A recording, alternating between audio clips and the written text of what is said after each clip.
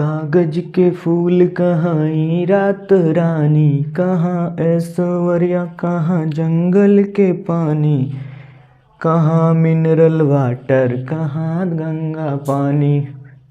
चालू हो गया यार, चलो हो गया। जय हिंद। एक बार फिर आप सब मेरे साथ बने हैं, शानदार जबरदस्त जिंदाबाद।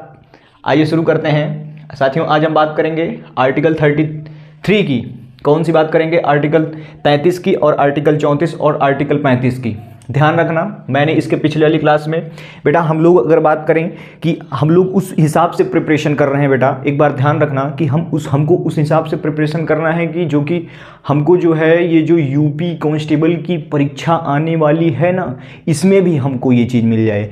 इस प्रकार से हम प्रिपरेशन करेंगे कि इसमें जो मैं पढ़ा रहा हूँ, मैं एसएससी जीडी और प्लस यूपी कांस्टेबल यूपीएसआई तक के क्वेश्चन को मैं उठा रहा हूँ और उतनी ही डीपली से मैं बता रहा हूं जिससे कि आपके जो है क्वेश्चन ना उतने ही ढंग से फंसें। ध्यान रखना, यूपीएसआई यूपी कांस्टेबल की भर्ती जो आने वाली है 2023 की, जो कि उम्मीद है कि लास्ट जनवरी तक आ जाएगी।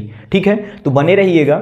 आइए शुरू करते हैं। तो हम बात कर रहे थे मौलिक अधिकार की, फंडामेंटल राइट्स हम पढ़ रहे थे। जो भी बच्चे नए हैं वो पिछली क्लास जा करके प्लेलिस्ट में देख लें। बहुत बेहतर तरीके से एकदम बेसिक से शुरू किया हूं मैं और एकदम पूरा लेकर के चलूंगा। धीरे धीरे बढ़ेंगे बेटा, लेकिन ध्यान रखना एकदम बेहतर से समझेंगे। ठीक है, आइए शुरू करते हैं। अब देखिए आज की क्लास में है कि हम बात करेंगे आर्टिकल 33 की। 32 वाली बात हम कर चुके थे पिछली क्लास में, देख लेना आप। उसके पिछले वाली जो भी क्लासेस थी वो हम चर्चा कर चुके थे। ठीक है, तो आज हम बात करेंगे 33 की। ध्यान से समझना, आर्टिकल 33 क्या कहता है बेटा। 32 तक तो हमको मौलिक अधिकार, मतलब हम 32 में कि हम सुप्रीम कोर्ट हायर कर सकते हैं। 32 हम ये बात किए थे कि हम सुप्रीम कोर्ट जा सकते हैं। क्या जा सकते हैं? सुप्रीम कोर्ट हम जा सकते हैं। और संविधान की आत्मा भी कहा गया है। क्या आर्टिकल मतलब कहा गया है कि संविधान की आत्मा होता है। आर्टिकल 32 क्या है कि संविधान की आत्मा होता है। बेटा जब बात किया जाएगा भाग की, आत्मा यहाँ पर दो है। जब भाग एक होता है, भाग एक प्रस्तावना आप पढ़ेंगे वो भाग है। लेकिन जब आर्टिकल की बात आएगी कि आर्टिकल की बात आएगी तो उसमें ये होगा कि संविधान की कौन से आर्टिकल को आत्मा कहा जाता है, तो वो होगा आर्टिकल 32। ठीक है, लेकिन जब भाग की बात आएगी तो प्रस्तावना जो होगा वो होगा आपका, जो आगे हम बात करेंगे। आइए शुरू करते हैं। देखिए आर्टिकल 33 क्या कहता है। आर्टिकल 30, अभी तक तो हम 32 में बात किए थे कि हमको मूल अधिकार दिया गया है, हम कुछ भी कर सकते हैं, लेकिन ये है कि दूसरे को पीड़ा ना हो। जो हमको मौलिक अधिकार दिए गए हैं उसके विषय में हम चर्चा कर चुके हैं। 33 में ये बताया गया है कि हमारा जो मूल अधिकार है उसको हमसे छीना जा सकता है। 33 यही बताता है कि हमारा जो मूल अधिकार है, हमारा मूल अधिकार को छीना जा सकता है या उसको सुप्रीम कोर्ट उसको कुछ समय के लिए अपने हाथ में रख सकती है और उसको छीन सकती है। अब देखिए कैसे छीन सकती है। आर्टिकल 33 क्या कहता है? राष्ट्रीय सुरक्षा के लिए। बेटा जब देश की बात आती है तो कोई भी पीछे नहीं हटता है और हमको भी पीछे नहीं हटना चाहिए। देखिए जब राष्ट्र की सुरक्षा की बात आएगी तो राष्ट्र की सुरक्षा के लिए, राष्ट्र की सुरक्षा के हित में संसद, सेना, मीडिया तथा गुप्तचर मूल अधिकार को सीमित कर सकती है। यहाँ पर आपके जो भी मूल अधिकार है उसको एक प्रकार से सीमा में रखने की बात किया जा रहा है कि उसको सीमित कर सकती है। ध्यान देना, दिस इज मोस्ट इंपॉर्टेंट। बेटा अगर इसकी एग्जाम्पल की बात करूं, मान लीजिए कि यहाँ पर गुप्तचर हैं, हमारे सीबीआई होते हैं, आईबी होती है। ये सब जो होते हैं ये एक प्रकार से कह सकते हैं, जो सीबीआई होते हैं ये कब छापा मार के चली गई कोई पता नहीं है। ठीक है, आईबी होती है, वो भी जो करती है उसका जो कार्य है वो कितनी समय, मतलब एक गुप्तचरों का ये काम करते हैं। जब गुप्तचरों का काम करते हैं तो राष्ट्रीय सुरक्षा के लिए, जो राष्ट्रीय सुरक्षा के लिए होगा उसके लिए जो कार्य करते हैं तो उसके हित में मान लीजिए कि अब भाई यहाँ पर मीडिया की बात की गई है। आज के युग में मीडिया भले ठीक है, लेकिन अब ये नहीं कहीं पर आतंकवाद क्षेत्र है, कहीं आतंकवाद आतंकवाद घुस के बैठे हुए हैं। अब आतंकवाद कोई कमरे में बैठ के टीवी देख रहा है, मान लीजिए कोई कमरे में बैठ के टीवी देख रहा है, और जब सेना को पता चला, जब मान लीजिए कि जब देश को पता चला कि इस जगह पे आतंकवाद मौजूद हैं, ठीक है, तो क्या मीडिया वहां पे पहुंच करके भैया मीडिया दिखाने लगे कि ये देखिए उतर रहे हैं, ये देखिए हेलीकॉप्टर से नीचे उसके छत पे उतर रहे हैं। इसी को होता है कि इनको मीडिया की जो मीडिया की पकड़ होती है उसको सीमित किया जा सकता है, मतलब कि वहां से मीडिया को हटाया जा सकता है। अब भैया वो मीडिया है, ये देखिए लेकर के चल दिए, ये देखिए ये उतर रहे हैं, ये हेलीकॉप्टर से यहां तक अब भैया वो आतंकवादी बैठा हुआ है कमरे में, अब आप मीडिया दिखा रहे हैं, है ना, मीडिया दिखा रहे हैं, तो यही होता है कि अब वो उठ करके बाहर निकल के पहले ठोंक पीट देगा कि नहीं ठोंक पीट देगा। भाई मीडिया जब वो दिखा ही रही है कि उसी छत पे आतंकवाद नीचे बैठा हुआ है, उसी की छत पे कोई उसको मारने आ रहा है, तो वो पहले निकल के कूट देगा, दे दाएं दाएं। तो यही होता है बेटा कि उसके लिए राष्ट्रीय सुरक्षा की जब बात आती है तो वहां पर आपके मूल अधिकारों को सीमित किया जा सकता है या आपके मूल अधिकारों को छीना जा सकता है। इसकी बात हमको समझ में आ गई। आर्टिकल 33 आपको यही बताता है। इसी प्रकार से आप जब राष्ट्रीय सुरक्षा की बात आएगी, आतंकवाद कहीं क्षेत्र है, कोई जासूसी करने गया है, अब आप ये नहीं कह सकते कि भैया जासूसी करने गया, अब आप आकर के नेताओं की तरह माइक लगा करके चिल्लाने लगे, वहाँ हमने ये किया, वहाँ हमने ये देखा, वहाँ ये हो रहा था, ये हो रहा था। इसी के लिए मतलब आर्टिकल 33 यही कहता है बेटा कि आपकी जो भी गुप्तचर होंगे उनका भी जो मतलब आप उसको किसी को पता नहीं चलना चाहिए। शब्द से ही पता चल रहा है, आप खुद नॉलेजफुल हैं कि नॉलेज है आपको खुद ही कि गुप्तचर का मतलब यही होता है बेटा कि कोई गुप्त बात हो, अब उसको आप नेताओं की तरह चिल्ला रहे हैं, ठीक है, तो ये चीज़ नहीं होना चाहिए। तो उसी के लिए कि भैया मूल अधिकार यहाँ पर ये आर्टिकल 33 यही बताता है कि आपके मूल अधिकार को वहाँ पर छीना जा सकता है या आपके मूल अधिकार को क्या किया जा सकता है, सीमित किया जा सकता है। समझ में आ गया। अब आइए 34 की बात करें। बेटा 34 क्या कहता है, भारत के किसी भी क्षेत्र में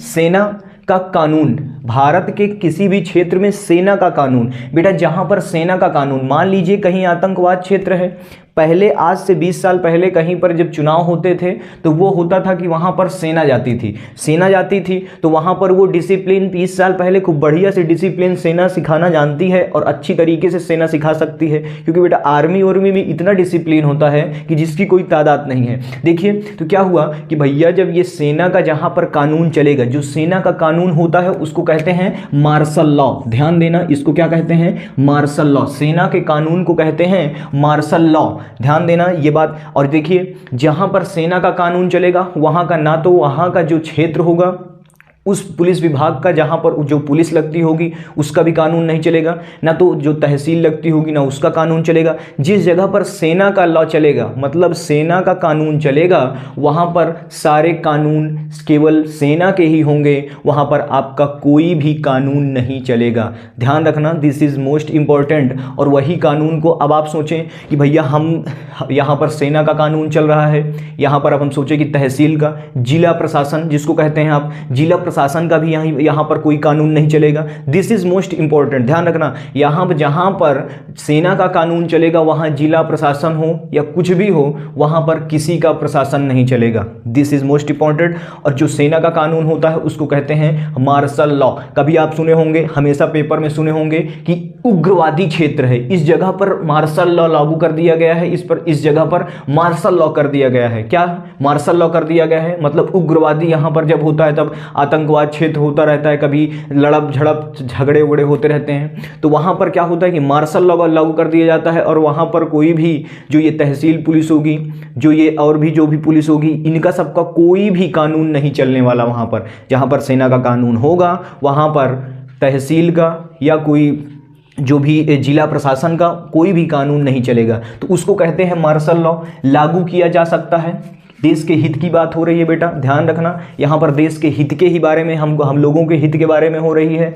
क्योंकि आज के युग में पुलिस वाले इतना खा बैठते हैं, इतना खा लेते हैं कि खा खा के देखते हैं कि मटकी जैसे पेट उट निकाल करके बैठे रहते हैं, तो वो चीज़ नहीं होता सेना में। दिस इज मतलब भैया सेना अगर ना होना, कहते हैं ना कि सेना वेना बहुत इंपॉर्टेंट है हमारे देश के लिए, उन लोगों को मैं तहे दिल से हाथ जोड़ करके कहता हूँ बेटा कि सेना का कभी अपमान ना करें। ठीक है, आइए देखते हैं जो भी हमारे बॉर्डर पर लगे हुए हैं वो इतना बेचारे मेहनत कर रहे हैं हम लोगों के लिए कि हम लोग इस जगह पर सुरक्षित रह सकें। देखिए वो अपने जान पर खेल करके बॉर्डर पर लगे हुए हैं। कोई इंसान एक गोली खाना चाहता है बेटा, बहुत उम्मीदें हैं, मैं भी आर्मी में ही जाना चाहता था लेकिन अभी थोड़ा कुछ बातें हैं कि नहीं जा सकता हूँ, थोड़ा हाइट मेरी छोटी है बेटा, तो इस प्रकार से लगे हैं। देखिए अब क्या है, आर्टिकल 35 क्या कहता है बेटा, आर्टिकल 35 कहता है भाग 3 में, भाग 3 क्या कहता है, अब देखिए यहाँ पर और समझ लीजिए आर्टिकल 34 में कि सेना का जो न्याय होगा उसको कोर्ट मार्शल कहते हैं। क्या कहते हैं,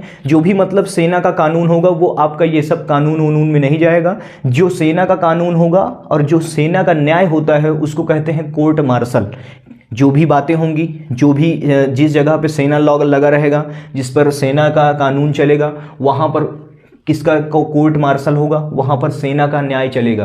क्या चलेगा, वहाँ पर केवल सेना का न्याय चलेगा और जो सेना प्रमुख होगा वो आपको एक प्रकार से वहाँ पर भी बैठे रहते हैं, वो हैंडल करते हैं। तो उस प्रकार से आपको उसको कहते हैं, सेना के न्याय को कहते हैं कोर्ट मार्शल और सेना के लॉ को कहते हैं, सेना के कानून को कहते हैं मार्शल लॉ। ठीक है, ये बात समझ में आ गई, इतनी बातें समझ में आ गई। अब देखिए 34 यहीं पर ख़त्म होता है, बहुत मोस्ट इंपॉर्टेंट है 34 और इसको समझ लीजिएगा। अब देखिए 35 क्या कहता है, भाग 3 में दिए गए मूल अधिकार के लागू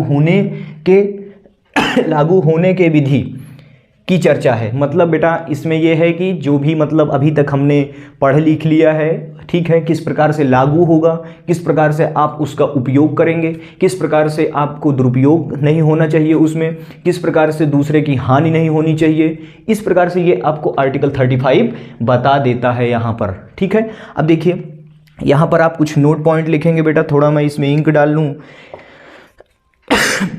नोट पॉइंट में आप क्या लिखेंगे, ध्यान से समझिए। नोट पॉइंट में कभी कभी बच्चों का क्वेश्चन ये होता है कि सर ये बताइए कि जो ये होता है जब आपके चुनाव होते हैं, चुनाव होते समय क्या वो मौलिक अधिकार है? चुनाव की प्रक्रिया, जो वोट डालने की प्रक्रिया है, मतलब वोट डालने की जो प्रक्रिया है, नोट में लिखेंगे, नोट में लिखेंगे बेटा, वोट जो होता है, वोट डालने की प्रक्रिया जो होती है, वोट डाली जाती है, जो वोटिंग होती है, वो एक राजनीतिक है, ये आपका मूल अधिकार नहीं है। वोट डालना आपका मूल अधिकार नहीं है, एक राजनीतिक अधिकार है। क्या बेटा है? राजनीतिक है, राजनीतिक अधिकार है, जो कि मूल अधिकार वोट डालना नहीं है। ध्यान रखना, दिस इज मोस्ट इंपॉर्टेंट, ये आपको पूछा जाएगा। अब बताइए यहाँ पर और भी लिख लीजिएगा कि भैया जहाँ पर अगर मान लीजिए कि कहीं कहीं पर निरस्त किया जाता है, निलंबित किया जा सकता है मूल अधिकार को, और वो मूल अधिकार को निलंबित करने का अधिकार केवल राष्ट्रपति के पास होता है। किसके पास होता है? तो राष्ट्रपति को, मतलब मूल अधिकार को निलंबित करने के लिए कौन कर सकता है? राष्ट्रपति ही कर सकता है। ये बात आप लिख लेंगे, इसको सब आप नोट पॉइंट में लिखते चलेंगे।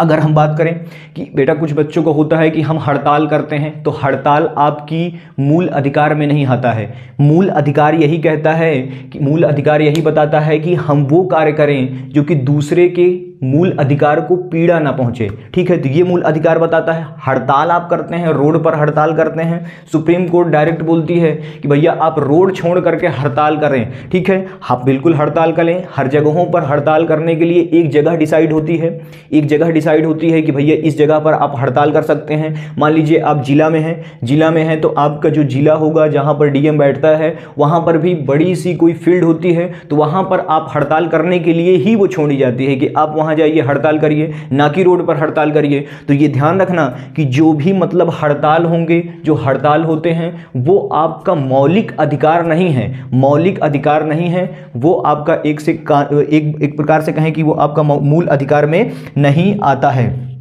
इससे दूसरे व्यक्ति को पीड़ा होती है, दूसरे व्यक्ति को दिक्कत होती है, जो कि इसको मूल अधिकार में हड़ताल करने को मूल अधिकार में नहीं लिया जाता है। समझ गए हैं? अगर बात करें कि इसमें जो हम अगर बात करें कि जो हमारे भारतीय हैं, हम लोगों को इससे मतलब कह सकते हैं कि केवल भारतीयों को ही मिलता है। भारतीयों को कौन कौन से आर्टिकल मिल सकते हैं? आर्टिकल भारतीयों से जो भी 15, 16, 19, 19, 29 और 30, ये आपके केवल भारतीयों को ही मिलते हैं। जो भारतीय हैं, लिख लीजिएगा 15, 16, 19, 29 और 30। क्या है भैया? 29 और 30 केवल किसको मिलते हैं? केवल आपके केवल भारतीयों को मिलते हैं। किसको मिलते हैं? भारतीय को मिलते हैं। लिख लेना ये बात, मिलते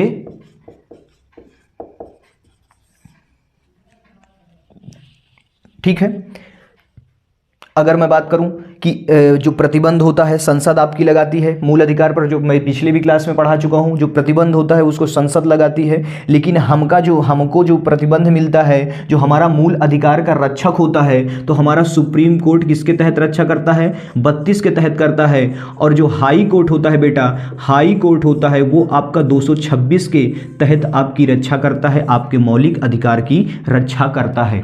आर्टिकल जब ये 32 की बात आएगी, 32 में आपका सुप्रीम कोर्ट आपकी ये मौलिक अधिकार की रक्षा करेगा।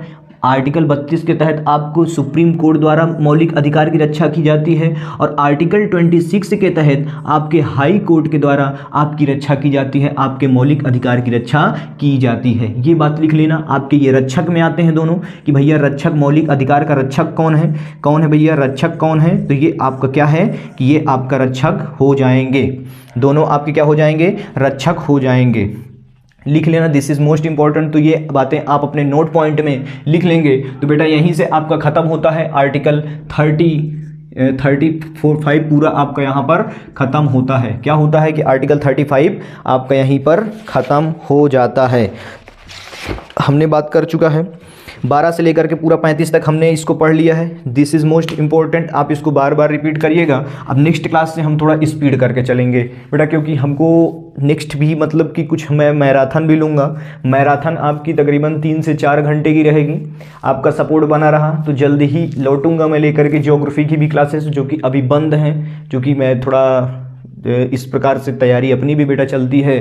तो इस प्रकार से मतलब कि ज्योग्राफी की क्लासेस बंद हैं अभी फ़िलहाल, लेकिन जो जल्द ही ये पॉलिटी ख़त्म हो जाएगी, संविधान कॉन्स्टिट्यूशन ऑफ इंडिया ख़त्म हो जाएगा, तो ज्योग्राफी भी लेंगे हम, जल्द ही पढ़ेंगे। और प्लस रीजनिंग भी, मतलब बेटा कांस्टेबल वाली आते आते मैं आपको 3 चीज़ें एकदम तैयार करवा दूंगा। ज्योग्राफी से क्वेश्चन तो पूछे जाते हैं, आपके जीएस का क्वेश्चन है, लेकिन ये है कि आपकी जो ये पॉलिटी होगी इससे बहुत बेहतर तरीके से क्वेश्चन बनते हैं। ध्यान रखना, दिस इज़ मोस्ट इंपॉर्टेंट। बाकी चाहे सब कुछ भूल जाना, लेकिन जो आर्टिकल है ये बहुत इंपॉर्टेंट है आपके लिए, ठीक है। रीजनिंग की क्लास लेंगे ज़बरदस्त तरीके से। रीजनिंग की क्लास में आपको एकदम 1% की प्रॉब्लम ही नहीं होगी। 100 200 क्वेश्चन एक चैप्टर के उठाएंगे, ज़बरदस्त तरीके से प्रिपरेशन करेंगे। बेटा आपका सपोर्ट चाहिए, बने रहिएगा आप मेरे साथ शानदार ज़बरदस्त जिंदाबाद के लिए। अब बात करेंगे नेक्स्ट क्लास में हम 36 से लेकर के 51 तक, किससे? 36 से लेकर के 51 तक राज्य के नीति निर्देश एवं तत्व, इसकी बात करेंगे। 36 से लेकर के 51 तक इसकी बात करेंगे हम, राज्य नीति और निर्देश, ठीक है। मिलते हैं तब तक के लिए, शानदार ज़बरदस्त जिंदाबाद। मिलेंगे नेक्स्ट क्लास में, तब तक के लिए जय हिंद।